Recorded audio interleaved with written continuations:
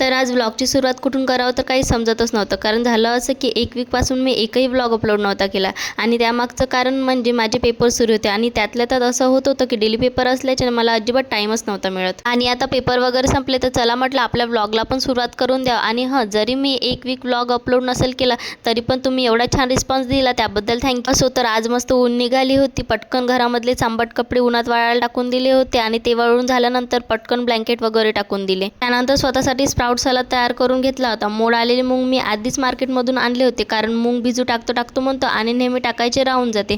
त्यानंतर त्यात bit, tomato, काकडी आणि सांबार बारीक बारीक चिरून टाकलं आणि नंतर थोडं तिखट मीठ आणि खूपच छान लागत होतं खायला. तुम्ही पण एकदा नक्की ट्राय करा. नंतर घरामधली थोडीशी साफसफाई केली आणि मशीनची जागा होती ते चेंज केली, कारण तिथे कूलर ठेवायचा होता म्हणून. नंतर संध्याकाळ होण्याच्या आधीच मार्केटला जाऊन आलो. तर चला मग आपणही भेटू पुढच्या व्लॉगमध्ये. आणि व्लॉग चांगला वाटला असेल तर लाईक आणि फॉलो करायला विसरू नका. Bye bye.